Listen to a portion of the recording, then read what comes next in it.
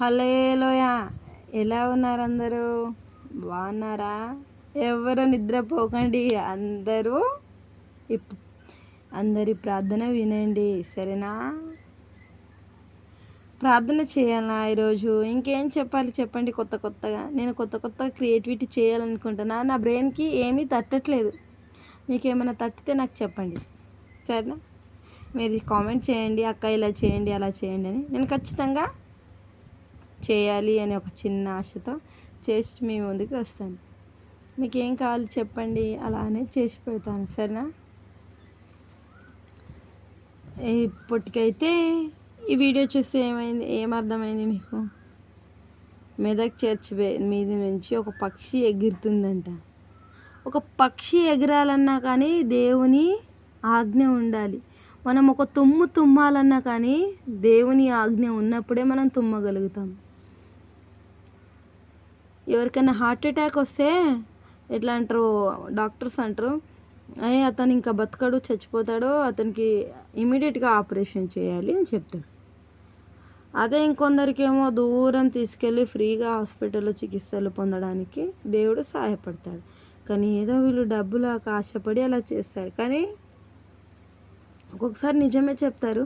మనకు అర్థం కాక మనం ఏమంటామంటే, అతను అబద్ధం చెప్పిండు, అబద్ధం లేకపోతే అక్కడికి పోతే ఫ్రీగా అయ్యేది అంటాం. అదే అక్కడికి పోయేసరికి ప్రాణం పోతే మళ్ళీ మనమే ఏమంటాం తెలుసా?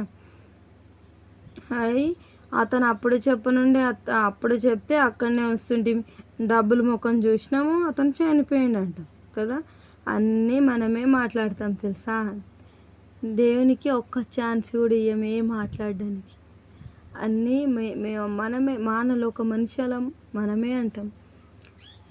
అంత తలరాత, మళ్ళీ అతను చనిపోతే మళ్ళీ అంటాం అతని తలరాత, అతనికి ఎలా జరగాలంటే అలా జరుగుతుంది అంటాం కదా. హన్నా స్టోరీ ఎంతమంది విన్నారు?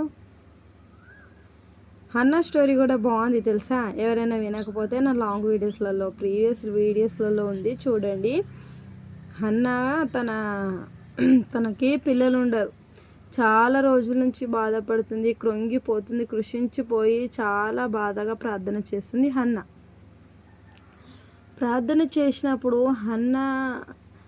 హన్నకి ఇంకా దేవుడు చాలా రోజులైనాక హన్నకి దేవుడు ఒక కొడుకుని ప్రసాదిస్తాడు. ఆ కొడుకుని దేవుడు ఎంచుకొని తన సువార్త ప్రకటించడానికి వేరే దేశాలకు పంపిస్తాడు దేవుడు కదా. హన్నా అంత కన్నీళ్ళ ప్రార్థన చేసినప్పుడే దేవుడు కన్నీళ్ళ ప్రార్థన విన్నాడు కదా. మనం కూడా కన్నీళ్ళ ప్రార్థన చేస్తే ఒక్కరోజు చేయండి, రెండో రోజు చేయండి, మూడో రోజు దేవుడు అలిసిపోయి మన ప్రార్థన ఖచ్చితంగా వింటాడు. దేవుడు ఒక్కడే. భూమి మీద మనం ఇంతమంది, మన ప్రాబ్లమ్స్ అందరి చూసి మన దగ్గరికి వచ్చేదాకనన్నా మనం ప్రార్థన చేయాలి.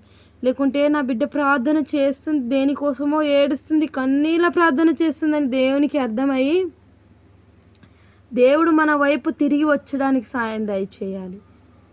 ఒక్కొక్కరికి వాక్యం చెప్తుంటే బూత్ బంప్స్ రావాలి, అలా ఉండాలి. ఎవరికైనా వాక్యం కావాలి అంటే మనం ఖచ్చితంగా ఎంత దూరం అన్నా వెళ్ళగలగాలి. ఎక్కడికన్నా వెళ్ళి మనం దేవుని వాక్యం తెలుసుకొని రావాలి తెలుసా. ప్రవీణ్ పాస్టర్ గారు ఎంత బాగా చెప్తారంటే వాక్యం, ఆ పాస్టర్ గారు చెప్తుంటే నాకైతే బూత్ బంప్స్ వస్తాయి మొత్తం. బెల్లంపల్లి ప్రవీణ్ కుమార్ పాస్టర్ గారు చాలా బాగా సువార్త చెప్తారు తెలుసా. తన ప్రార్థన వినండి.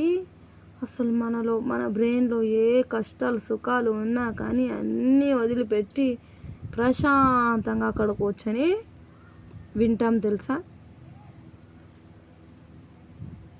ఎవరికైనా వినాలనిపిస్తే పాస్టర్ ప్రవీణ్ యూట్యూబ్ ఛానల్ అని కొట్టండి. రోజు వాళ్ళది లైవ్ వస్తుంది, చూడండి, సరేనా. Bye, take care, see you all later.